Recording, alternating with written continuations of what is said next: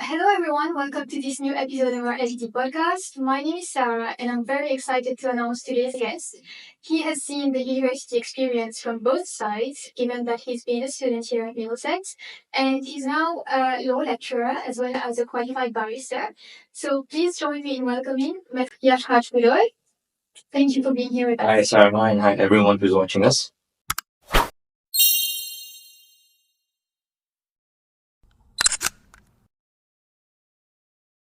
So how are you doing today? I'm good. I had classes this morning and then I met all my lovely students this morning. So, I'm curious. How was student life for you back then? Ah, you're bringing me to beautiful memories actually. When I started at MDX, we didn't have this new campus, which you all have now. We were at the old campus in Bhudoye. Yeah, we were there. And my experience then, I think it was similar, year one. When you're year one, you're a bit lost. It's new, it's overwhelming. The new infrastructure, you have Uni Hub popping in every day, every night. You have to get used to Uni Hub. You have to get used to the uni infrastructures, the facilities. It was a bit cumbersome in the beginning, so I have to give myself time to get used to everything that's put in place so that they can guide you. But then with time, you could see that it took a lot of time actually to get used to everything. That was mainly mostly because it might have been something that I should have done earlier. It took way much time. And after that, I realized that everything that was in place was for the students. And my experience back then, fantastic lecturers. And some of them we are even colleagues now, be it at the bar, we at the university here, and we had a perfect teaching and non-teaching staff as well. So I'm talking about the other departments, the marketing department, the LET team that was then back then still here. Kudos for that, because it's not easy to keep a department going on for so many years. And we also had the employability, Dalilah's team, Nushreen, Dom, all the staff were amazing. And I'm glad they're still here because they I can say they're the backbones somehow, somewhere. Yeah, for them to be here for so many years. So my experience was very good. Just first year I was a bit lost, in all honesty. Then second year and third year, when you start making friends, you know who are your pillars, who you can count on, and how it's gonna work, how the university final degree is gonna count up and everything. So yeah, pretty much on a scale of to 10, was a good experience. Alright. Yeah. And as you're a lecturer now, from what you're observing, student experience is for students. How would you say it compares to your time back then? You have lots of chances, and unfortunately, the students nowadays they have so many um, programs for them, to guide them. They have so many support from the SLAs as well, which was there, but it was not to that level. Yeah. But right now, I can see that much is being given in terms of support. It was there. I'm not saying it wasn't there, but right now you have access to information from everywhere, and they actually when I do my classes, all the students they have already prepared something because they know what's gonna come up. Yeah, and the access to information that the new students have, I think that's something that we did not have that much. We did have it, but not that much. And but the lecturers were here. The lecturers were always here, and the other departments are always here to try to help us in whatever ways that we can. And I see that there are more departments today. Maybe with time we've seen that there are specialized areas where we can guide the students more. And I'm very happy to see that we have more departments for that. Yeah. Maybe that's something that I would have wanted back then. Maybe it was not that common. Yeah, maybe with time, with evolution and everything. But I'm glad it's here now, and I'm pretty sure there will be more developments in the future because it's always evolving. Sure, yeah. Yeah. And I heard you mentioned the we have back then. Yeah. And we do have maybe an improved version. And definitely an improvement. And what would you say? What other academic resources did you have back then? Like now we have context and we did, yeah, we did have the e-library. Yeah, you still have it, but right now it's a more advanced call it program or feature on the Uni Hub. We did have it. We did have the Turnitin and all that were there back then. I would also say that the databases have improved. The legal databases, especially, and the other databases I know that the other programs use. The list is quite exhaustive. It's a big list. So maybe in terms of that. So I would also say in terms of resources like MDX Play, yeah, for the recording, that's because of the online classes, but it's something good as well. Some students prefer online classes, obviously. And Zoom, yeah, was not that much at that time, but I would say the new Uni Hub is more user friendly, yeah, for the students, and it's much more protected as well. I say that there are a lot of features, security features, which we did not have that much back then. But the two-factor authentication, etc., we didn't have it. So it's making it more how I'm gonna put it, more to the student. Yeah, yeah, that's yeah. Interesting.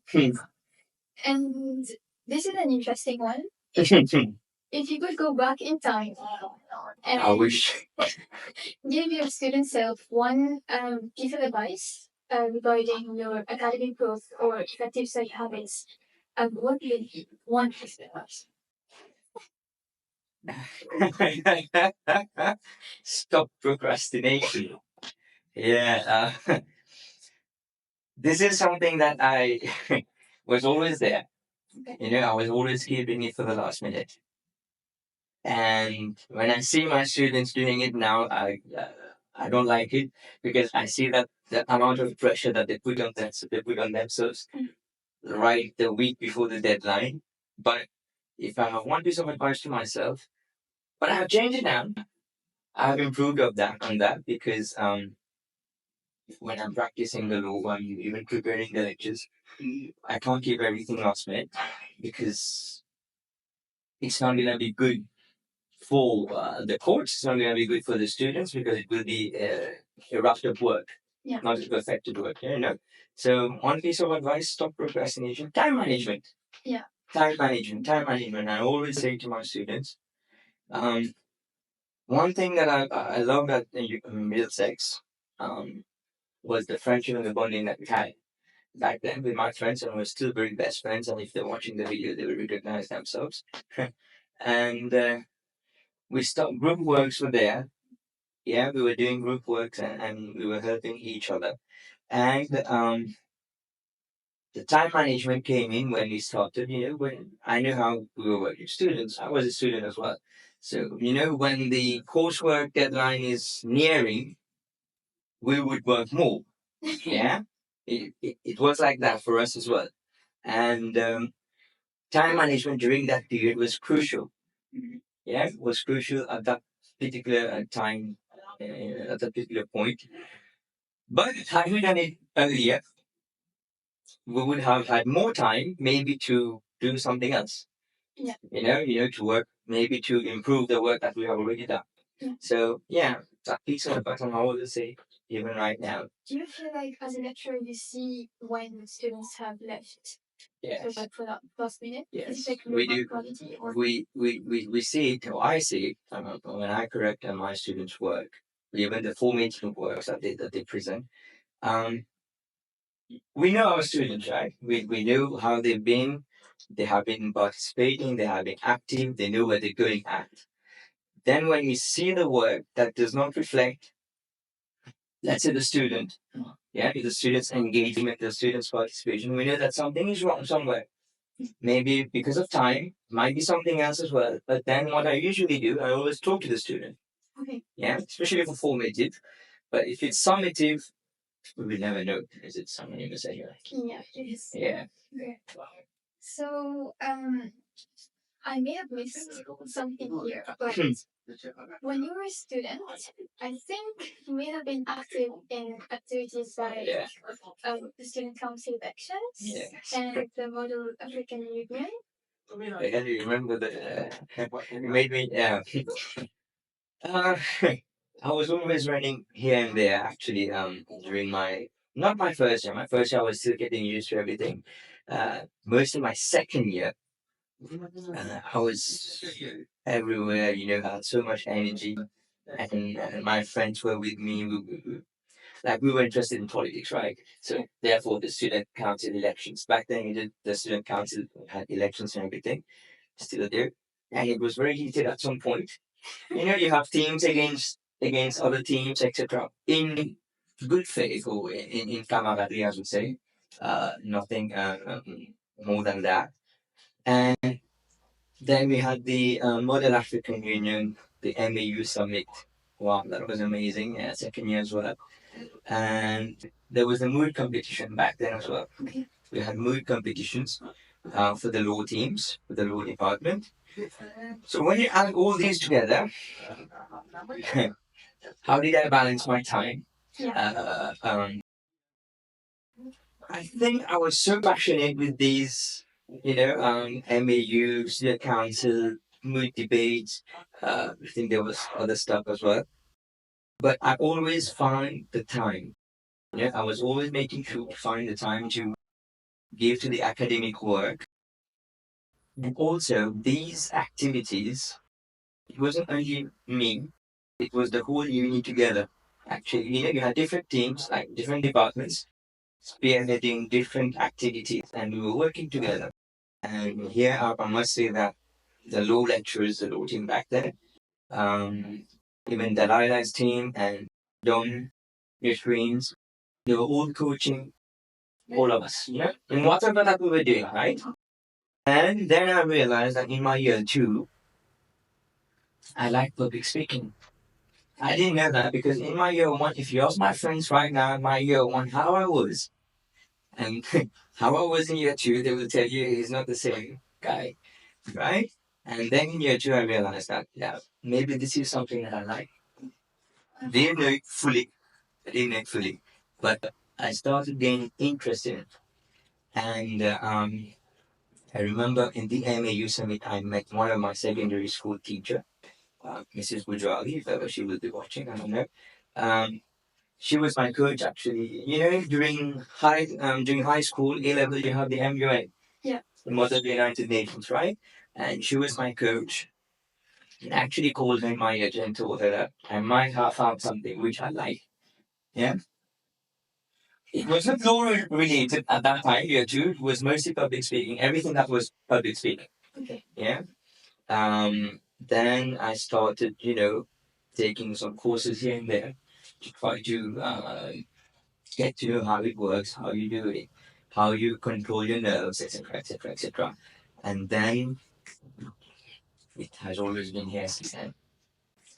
But I was very timid. I was a very timid guy in my year one.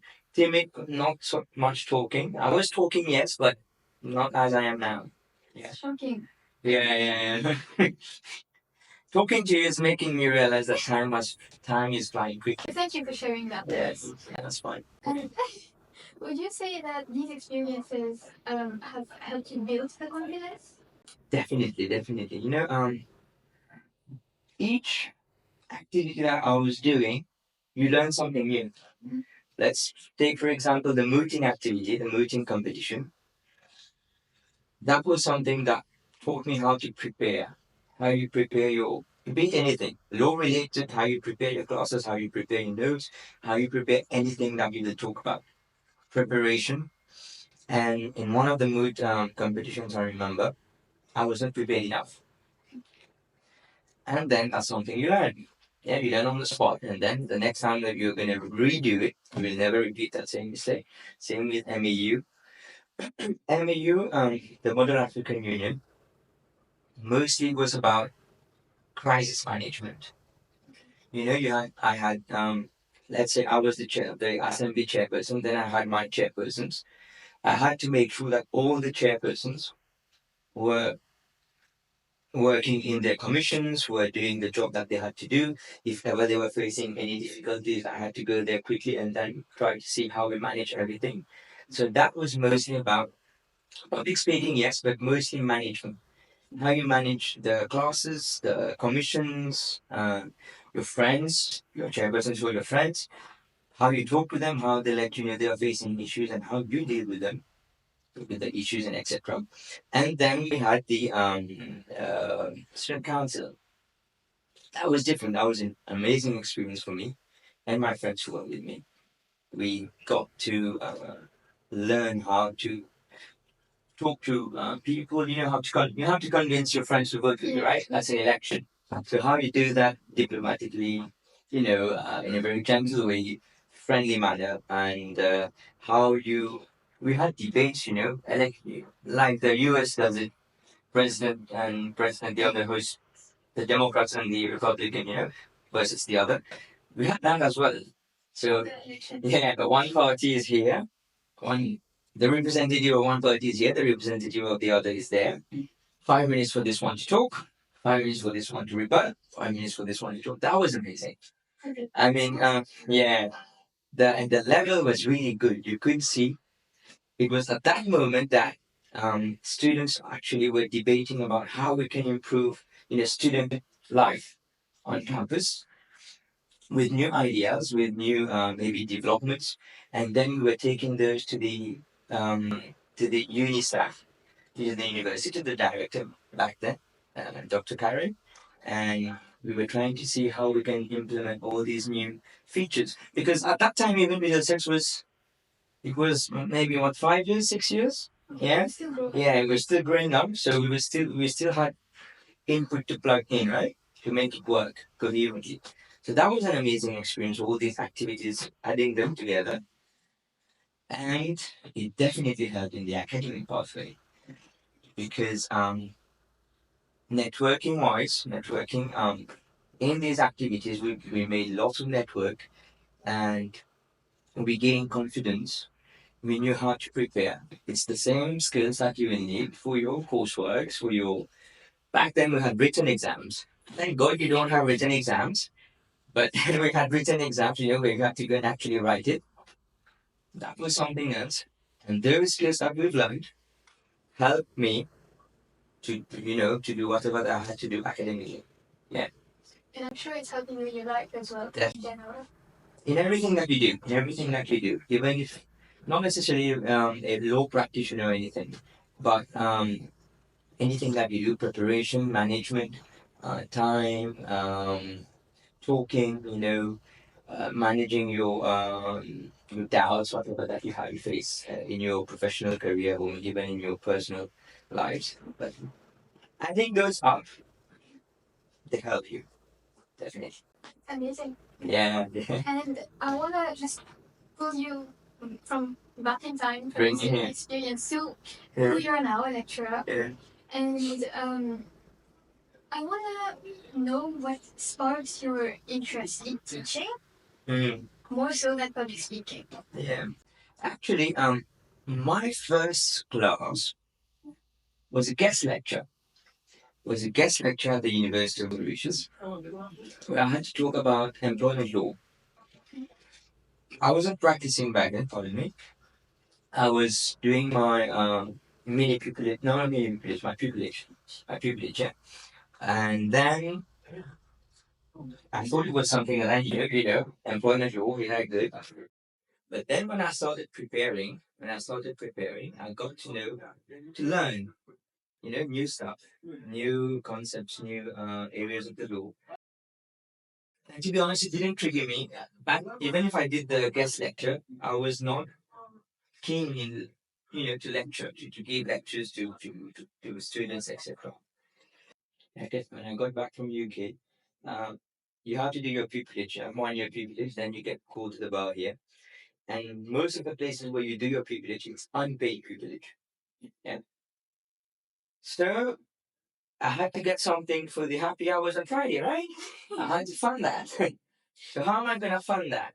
So then I said, let me try to give bar tuitions, UK bar tuitions, online or somewhere. And I started, putting advertisement, and I got around 10 students who were interested because they were going to do their bar the year after, the next year. So they had 1 year to prepare themselves. So they were interested in the tuitions.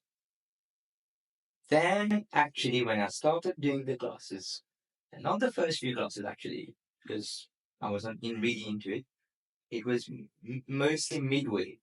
It was a 6 month program, tuition, mostly midway. Then I started getting, this interest in lecture, in classes, in teaching, and I actually started, preparing my own notes.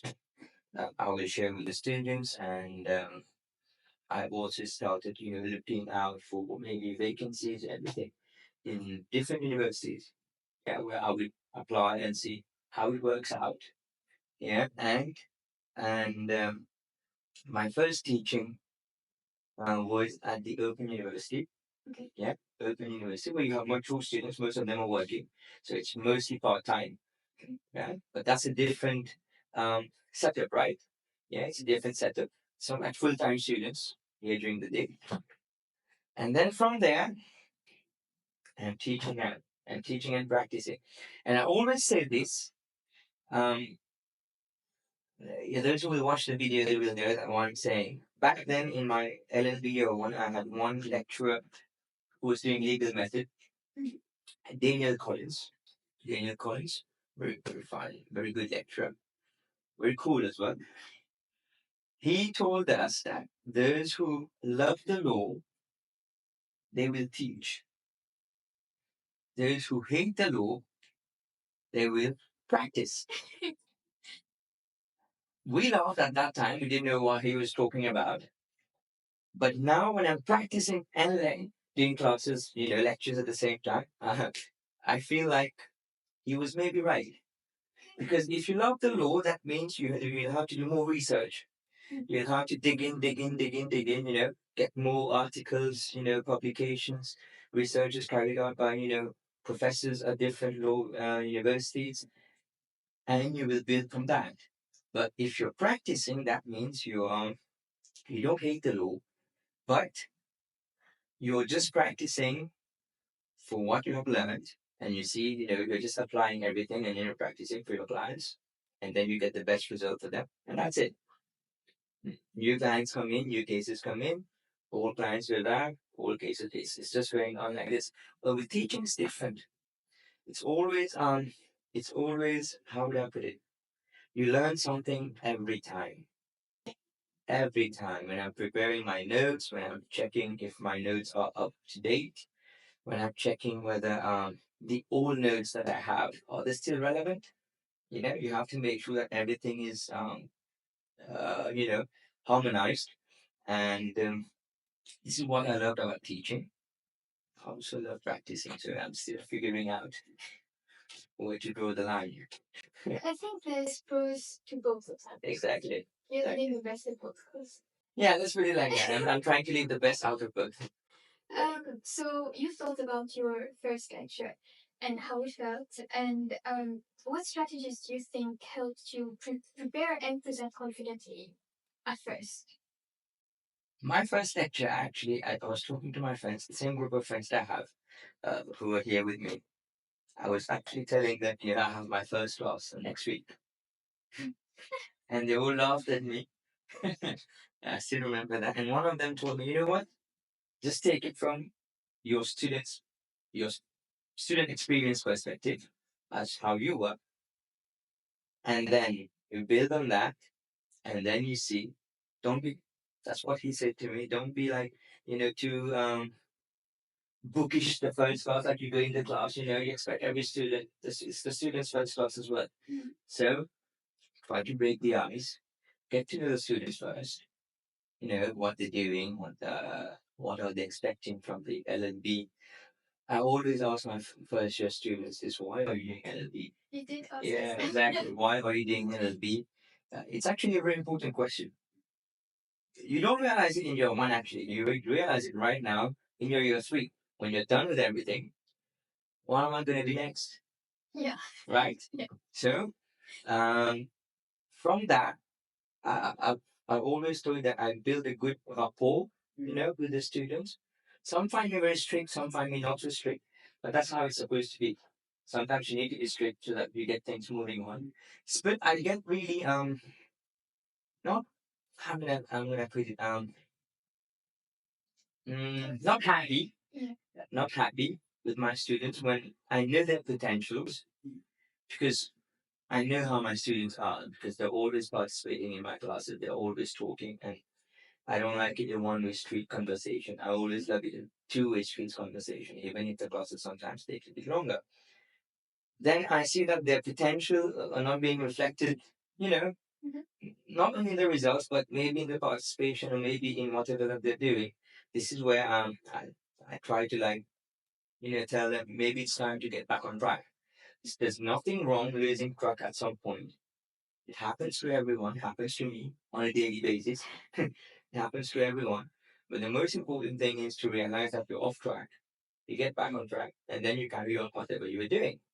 Yeah. But then for my first, I think my first class was with you guys. Yeah, my first class. Can't remember. But your batch is the only batch that have done year one and year three. Okay. Yeah. And I could see, because I've seen you in year one, and now I've seen you in year three, and now you're graduating maybe in 2 months' time. And you could see the improvement. You could see everything. I was so happy when I was doing your equity and trust with your batch. And I could see everyone like, you have grown, everyone in his or her own way, they have evolved. Someone is doing this. That other student is not so interested in law now. He or she's more interested maybe in real estate. You know, some of you who are very adamant, maybe in year one, yeah, I want to be barristers. Yeah, because it's legit. In year one, but in year three, you see things, how things are evolving, or where's the job scope. You see your options. Exactly, you have your options in front of you. And one thing that I like, that I always do, I tell my students the truth.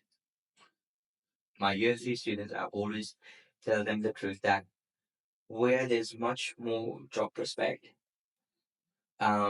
where there's, it has kind of become saturated, yeah, which area has become more saturated, or where you have more opening. The more you are truthful to your students, especially year three students, I'm not saying year two, year one, no, but the more they will be happy, actually. This is what I have learned during these 5 years that I'm teaching now. Be honest with them. They will be honest with you, actually. And this is how you build a rapport. And I feel I like that rapport, actually. And I'm contributing to the whatever that they're doing academically, even non-academically, because I meet most of them as well in port with some of them, and who are doing mini privileges or mini internships. And when we actually talk, they say, yeah, you had what you told us in your 1 year make total sense now. Yeah. And when I hear stuff like this, when I meet my students, off campus, and I see them growing, becoming whatever that they're doing in whichever field that they are, that's a personal satisfaction that nothing else can replace, actually. Yeah. This is why I like teaching as well, because you're trying to impart knowledge, you're trying to impart, whatever that you can impart for them to be, to do whatever that they want to do. And then you keep a good relationship. Let's say some of you become barristers. Tomorrow, when you come to the bar, we'll have a good relationship. Yeah. Or some of you will be in another, I don't know, maybe in corporate compliance, whatever, real estate. And we will meet somewhere, maybe for a cup of coffee. It will be good. Yeah. Yeah. I think you're one of the best examples of lecturers that I've seen build great rapport with the students that they teach. And we all have a lot of respect for you. Yeah. And I would say, rather than thinking that you're strict, I would say that you're someone who's able to command respect as well as build a friendship with your students. And definitely. That's where I think, because you're honest with us, we get to be honest with you. And sorry, I feel like from this experience we learn a lot more openly and in a more safe environment than if we were scared to open up. Exactly. And thank you so much. Thank you. And from I don't know if you've had students open up about this, but a lot of us, not just in the law field, but in whatever program we're studying, we struggle a lot with self-doubt or not feeling like we deserve whatever position or thing that we're working towards.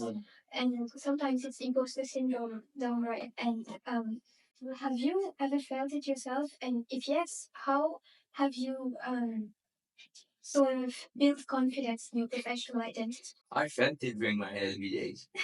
Yeah, I'll be honest with you.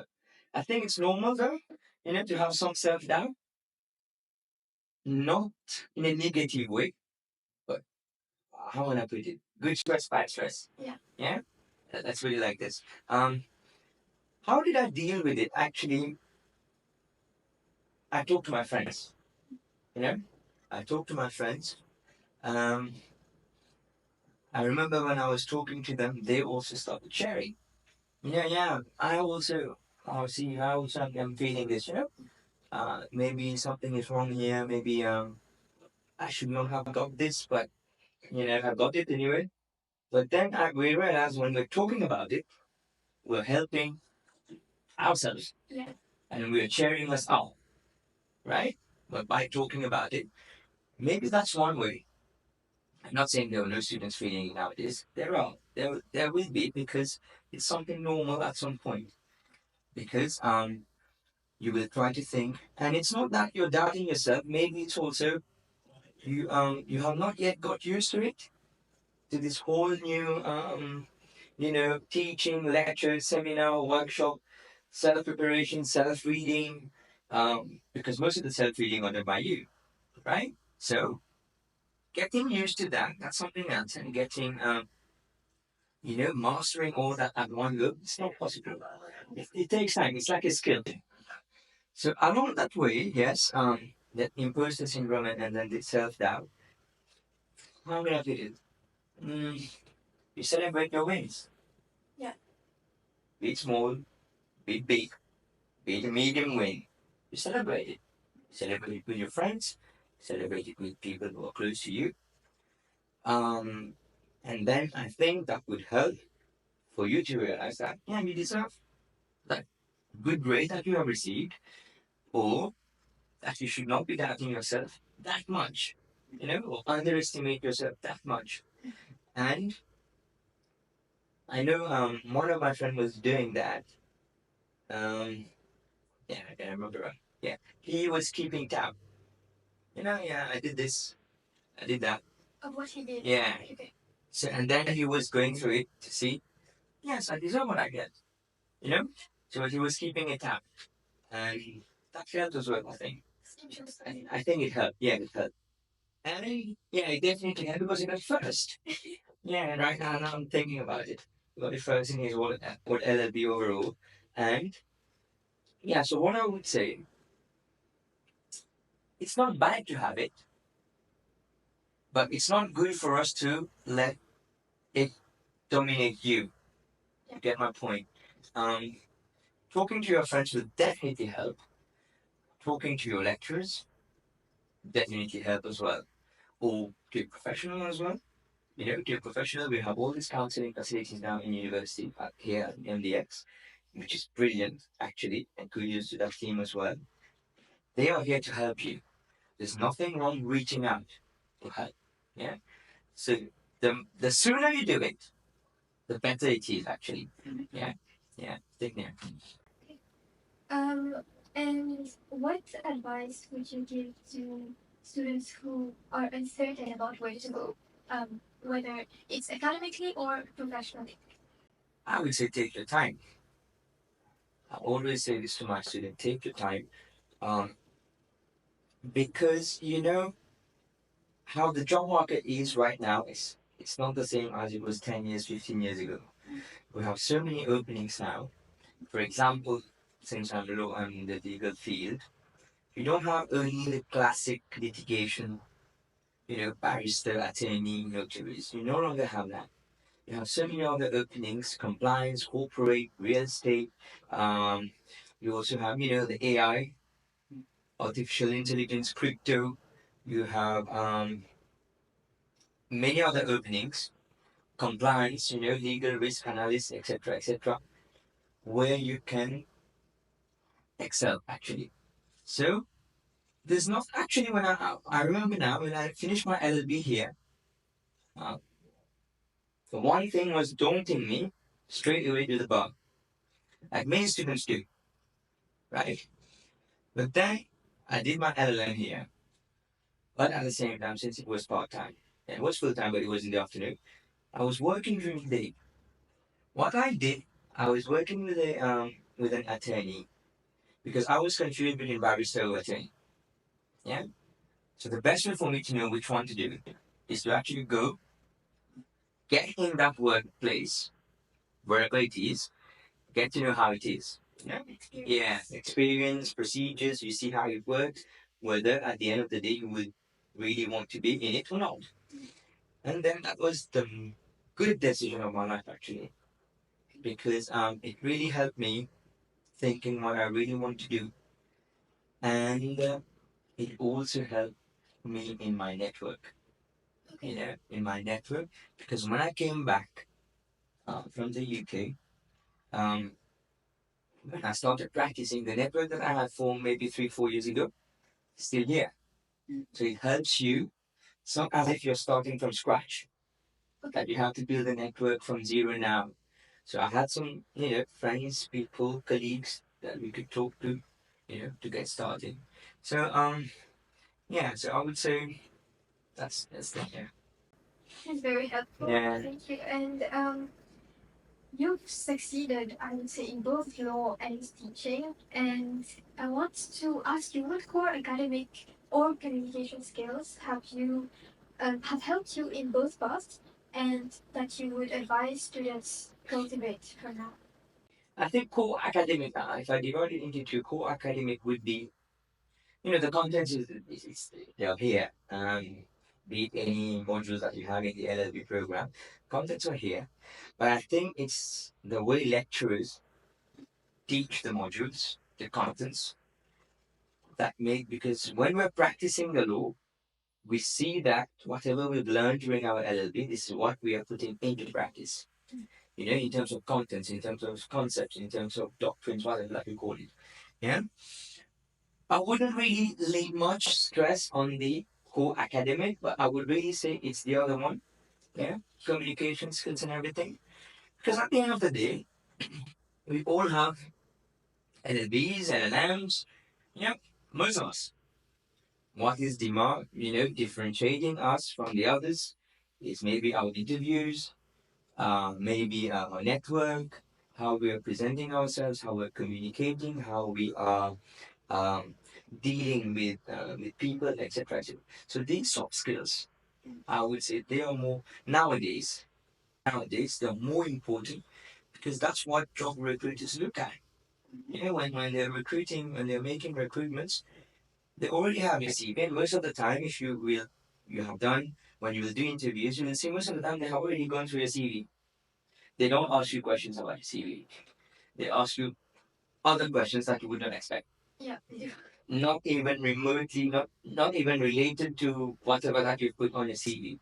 So they just want to see how you would manage, how you would answer, how you would deal. And I would really say that, and I always say to my LLB students and to the law team as well, the it's very important to have extracurricular activities, be it for any program that we have.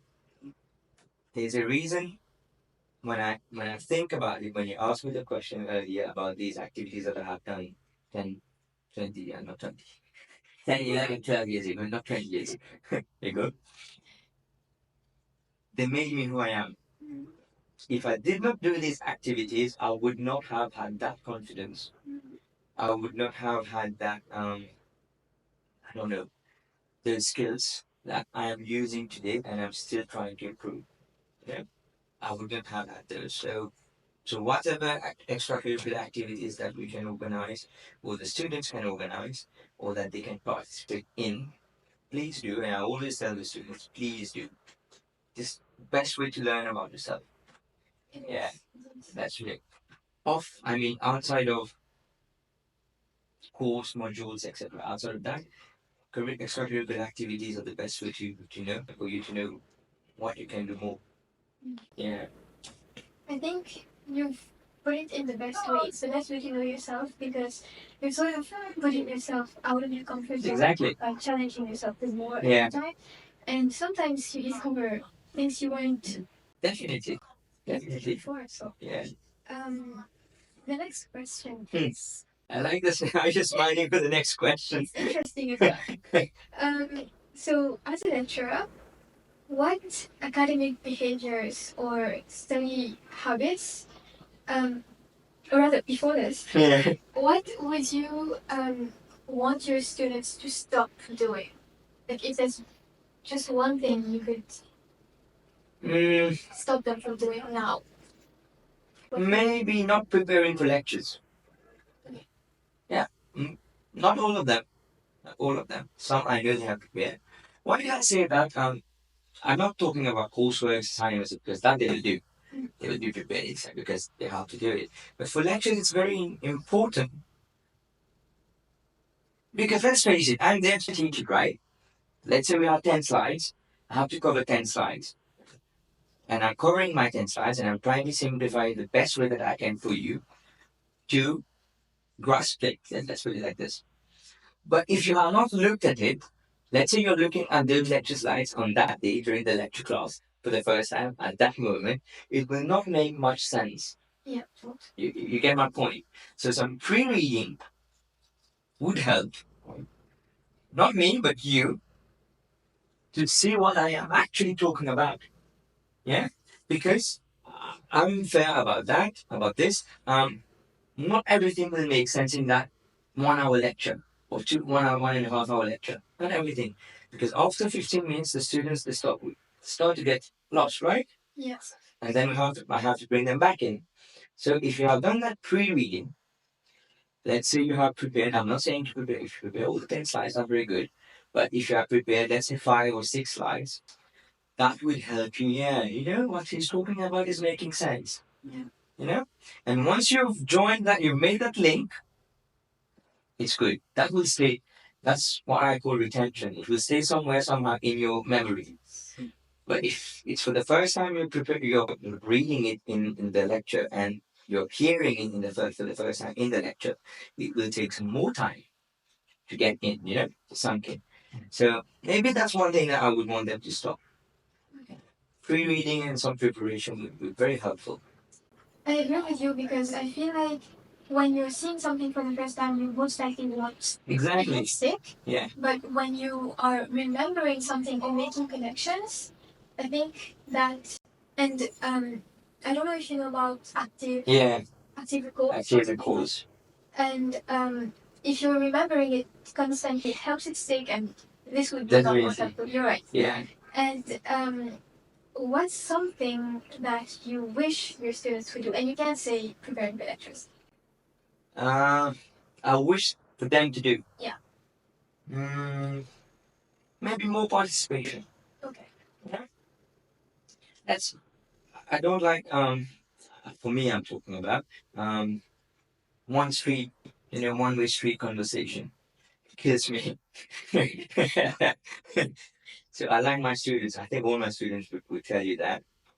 I want them to participate because there's nothing wrong. There's no wrong answer. Yeah. Right? Because it might be that the way you're saying it is different from the way that I'm saying it, or it's different from the other student, how he or she is saying it.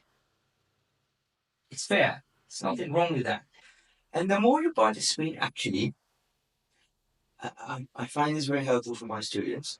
The more you're breaking that barrier to talk, to talk, to communicate, to raise your hand to ask questions, to question everything that you want to question, it helps you for that.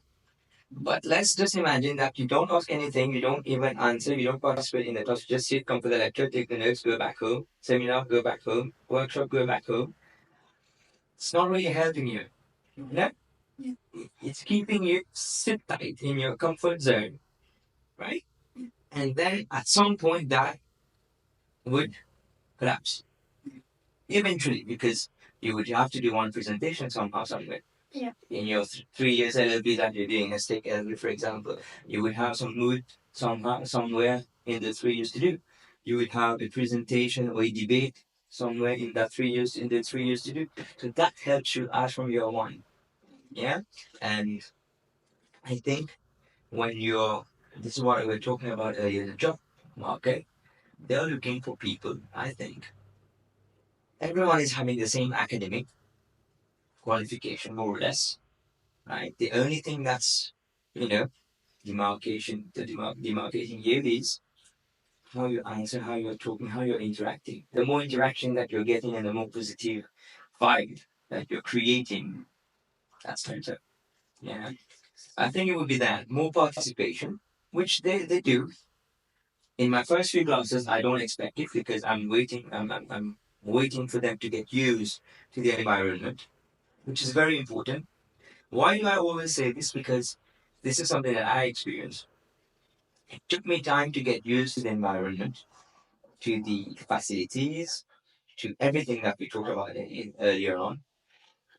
And I expect it to be the same for the students because there's a transition, right, from where they're coming and then how they will be dealing with the 3 4 years coming further. So once they have got that transition period done, now I know after 3 4 weeks, then I will start making sure that they all talk, especially during seminar. Yeah. Yeah, especially during seminar.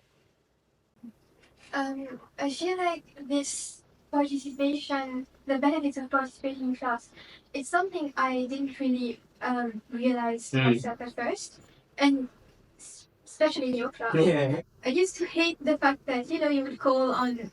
Yeah, questions. Yeah. Questions. I used to hate that because I don't know if you remember. I was, like you said, timid at first. Yeah. In year one.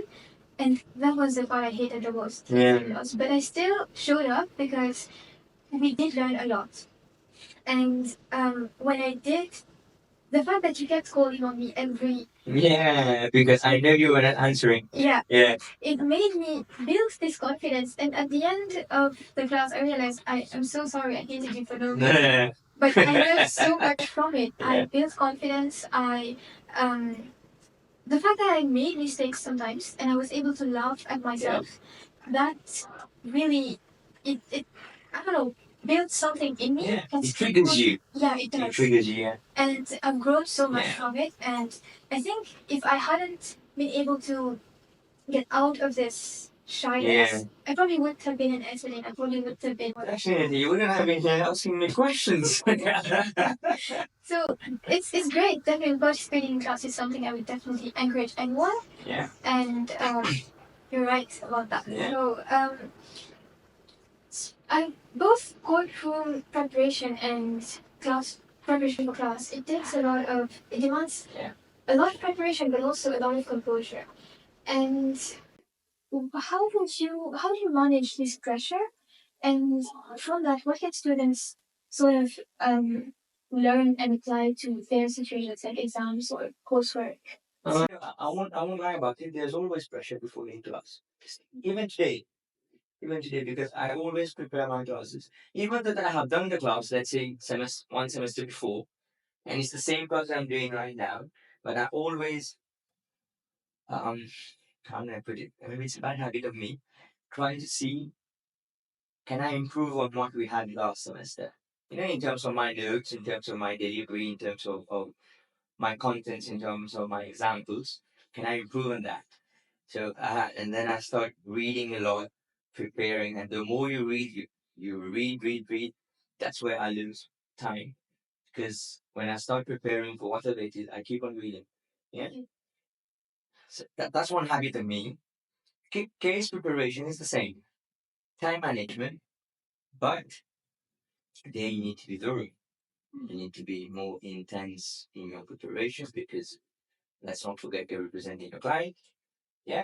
When you're representing your client, and you also have your duty towards the court, the judges, the magistrates, and you have to give a good, satisfactory level of work and service that you're providing to your client. And the pressure's there. The pressure's always there, actually. And even when I go to court, let's say, I know everything, right? I know I have this case at 10 in the morning and I'm going there. I have this small, what would I put, pressure or stress that's there. It's not good. It's not a bad one. It's a good thing. But once I start talking, for the first 5 seconds, that stress is there because you can feel it in your voice or whatever, right? But once you keep dealing with it, moving along, you will see that it goes away. You don't realize when it goes away. You're in your skin, you're talking, you're doing this, you're doing that, and all that. So case preparation and class preparation, the same. For me, it's the same technique, I would say. Same technique. Time management, plan your preparation. You get prepared, keep on preparing. Okay. You will never end. You get my point.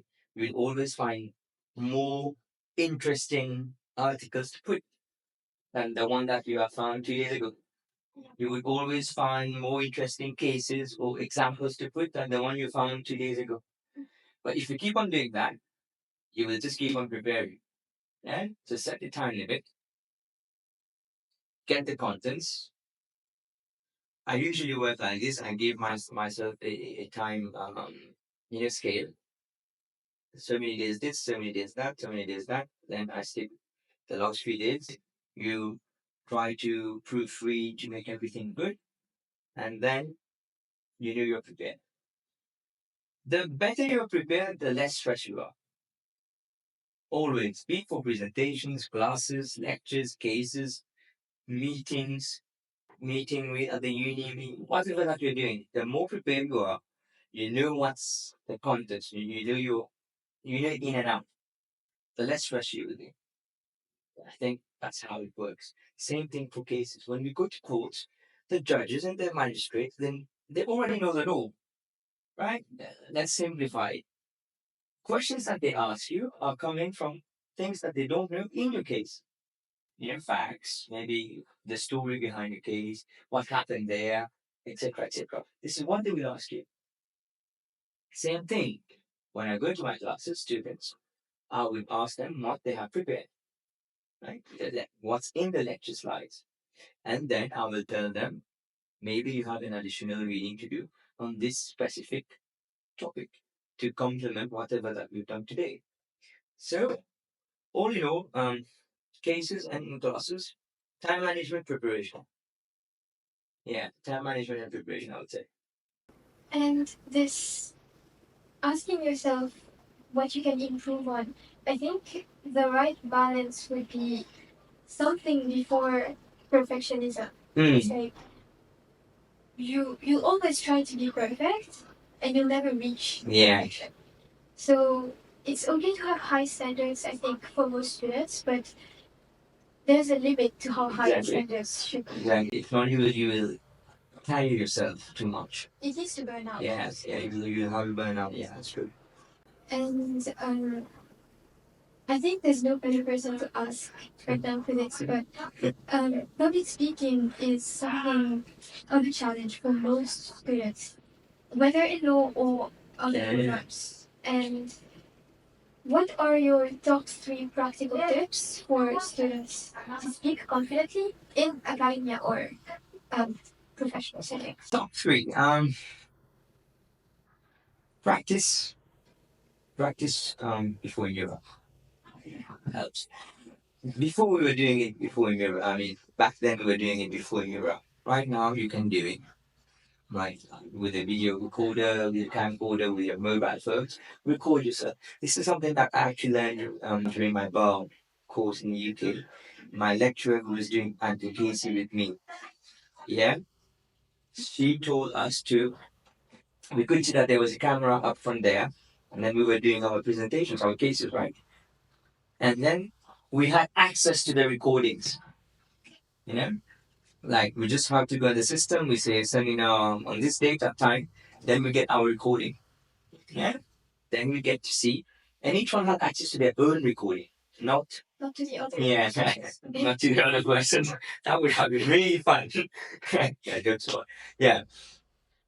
When you actually watch your own recording, you will see that there are things that you do subconsciously. You will do it. Be it you, I don't know, you play with your fingers, you take a pen and then you keep rolling it, you keep clicking it, or you move your feet, things that you wouldn't know when you're talking, but you're doing it. Other people notice. Other people will notice, and they actually bring you off track. When the more you're talking, the more you're doing in public speaking something, it brings you off track. So maybe that would be one, practice before a mirror or practice before a mobile phone, someone is recording you, and then you watch it, you improve on that. Second thing, preparation. Preparation. The more prepared you are, the more confident you'll be. Same thing for your mood. Right? Same thing for your mood. The more prepared you are, you will be able to answer the questions. It will be easier for you to answer the questions, whatever that will be coming up. So preparation. And third thing, try to improve. Let's say you have learned a set of skills, public speaking skills. You have that everywhere now. Online, you have coaches, you have coaching classes, you have this everywhere. These are skills that you master once, but they are not definite skills. If you stick to them, you're not evolving. What I'm trying to say is public speaking, be it academia or students who will do it during their 3 years course, whatever the course that you're doing, or even in courts. There are other soft skills that you can add to these now. What strategy you will use, which tone you will use. Will you be aggressive this part? Will you be more compromising in this part? Will you be more subtle? You know, for some parts. These are skills that you can add on to whatever that you're talking about, and those might be the top three. But for me, preparation is the most important one. Okay, so the first one, preparation, practice, and then third one, to continue improving. Okay. And my first few public speaking sessions, let's put it like this, were not good. They were very bad, very very bad. And I remember my teacher back then. We had to do one to one, each week. Not in the law department, high school days, my A level days. And then we were doing extra classes, one to one, just to try to make sure that we are going on track. But do not let that discourage you. The first few sessions that you always do. It's like the first few moves that you do. Yeah. The first few practices that you do for your mood classes, the first few practices are not good. They're never good. Yeah. They are never good, right? And then with your friends, say, yeah, we were wrong here, we'll do that. We were wrong here, we'll do that. Same thing. Don't let it discourage you. You will get there. Give it time. Slowly but surely. Slowly, sure. Yeah. We all have to start somewhere. Yeah. Was there a particular moment where which made you become more confident that you can speak out from your memory, learning public speaking? Maybe a moment or uh, that would be after I leave. I made a transfer, college transfer, right, between your O level and your A level, and then I was presented to more opportunities to take part into more activities, opportunities to discover yourself, what you like, what you don't like, etc., etc. And from that was the major turning point for me.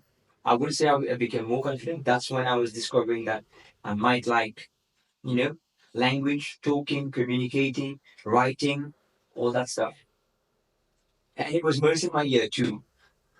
The second turning point was about for public speaking was in year two when I was for the MAU, and I remember that we were having intensive sessions with Dalai and everyone. Through these sessions, we started getting to know. I started getting to learn about myself, saying that yeah, I can do this, can do this, and then year three. After leaving uni, I started getting into all kinds of, social work, volunteering work, etc. You meet new people, you networking, village council elections, yeah, in 2020. All those helped me improve. And I'm still improving because yeah, you learn something new every day, be it in court or be it in class. Every day. And you have to see yourself how you're going to manage, how you're going to manage that new thing that you learned, that new situation that you've learned there and then. You manage with it, you deal with it. So we improve on a daily basis. Yeah. Um, you've mentioned feeling nervous still when you before classes or before Yeah. group classes. How do you personally deal with nerves? Oh. So for example, let's say I'm going for a case. I'm feeling a bit nervous. Happens in the beginning. How I usually deal with it is I just take deep breaths. You know, I don't look at the case actually because I've already looked at it. I've already prepared. I know what's in there. So I take deep breaths and I try to talk to people. I try to talk to people, and I usually take some walks, before it actually starts. And then by the time that I have calmed myself down a bit, you still have that little teeny tiny shred of stress there. It's not gone completely. It will go completely when I actually start talking. Okay. You know? So it's still there, but once I start talking, I know that what I'm talking about. I'm looking at my notes and I'm talking, speaking to us all in the course. I'm good.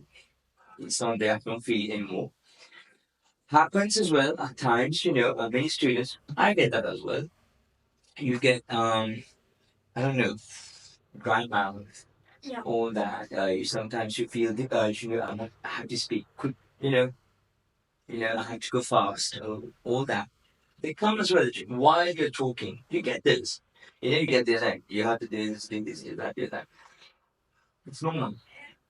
But you have to make sure that you're not showing it to whoever is listening to you, wherever you are. You deal with it internally. Let's put it like that, inside. And once you do that, it will come with practice, actually. It will come with practice. Um, I still remember when we were doing, actually, our advocacy classes. Not our advocacy class, actually, our conferencing classes, where you conference with a real client. Okay. During your bar, you do that. And you have to extract information from your client. That's a skill. It's not really a public speaking skill. Obviously, it's a communication skill.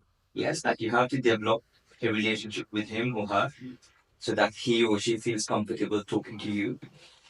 And then you have to extract the maximum information for you to be able to advise that person. Yeah.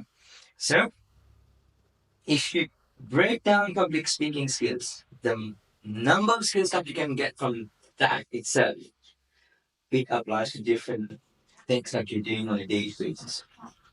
You're bargaining with the price, for the price to drop, that's a skill. You know, you're bargaining for a lower price, that's a skill.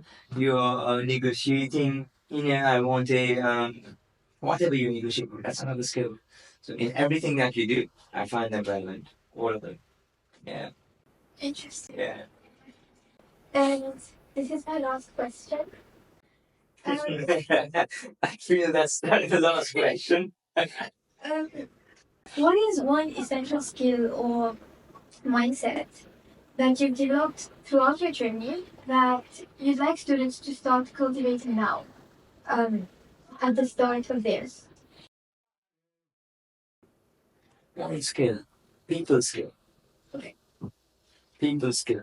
Um, Like I said earlier that we were talking about, how everyone has more or less the same academic qualifications, right? In a class of 180, same qualification, right? Same undergrad. People skills are very important nowadays. People skills, be it whatever you'll be doing, wherever you'll be working, it's very important. And the sooner you develop it, the better it is because the more you will improve. Yeah? If you develop it later on, I'm not saying it's not good, it's good. But the sooner you develop it amongst your friends in class, amongst, the same friends that you had in year one will not be the same friends that you had in year three. That's, for me, it was like this.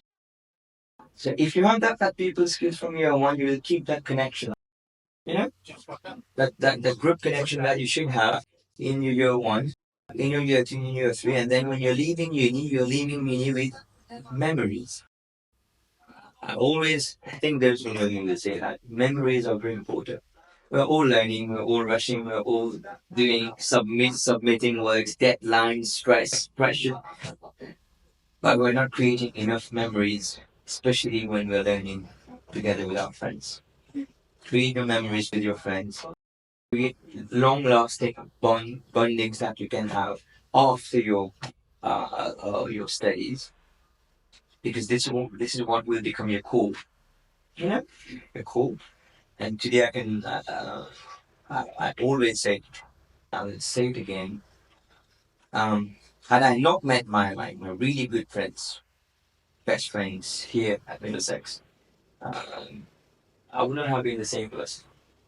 Yeah, and this is why maybe some of my relatives, some people who know me will say I lay much emphasis on my friends, my friendships. Because the other people who have been with you, the others have been with you as well. But maybe they know a bit more to what you've been. You know what I'm getting at? Very different. Yeah, you should. But yeah, people skills, create memories, and don't rush. Don't rush. Don't rush. Take it at your own pace. I think this is something you mentioned to us as well. Yeah. Don't rush. I absolutely agree. Yeah. Thank you. The 3 years that we spent here, in year one, we don't realize it, but they go by really fast. Exactly. And I'm sure now we wish we could go back to year one. You say? Yeah. This and sort of make the most without maybe being scared of what could go wrong. What could have gone wrong? What could say, etc. So definitely, yeah, don't rush. And I absolutely agree with the making memories part. It's probably after high school, we're adults, but Exactly. we're new adults. So Yeah. this is Young adults. yeah, young adults. So this is probably the best environment to learn in, and we're very well surrounded with people with probably the same mindset, and we're all growing together. So it's a beautiful experience. Yeah, definitely. Yeah. So this brings us to the end of this. Okay. So thank you so much. It was very inspiring. All of what you shared will be useful for not just law students, but for students from all programs. And thank you again for all that you graciously shared with us. It's been an amazing experience. And to you guys, thank you so much for tuning in. Drop a like and follow us for more. Stay tuned for the next episodes, which I will be posting on Instagram. And if anything has resonated with you, and if there's anything that you would like to share with us, drop that in the comments below. And I'll see you next time. Thank you. Thank you very much.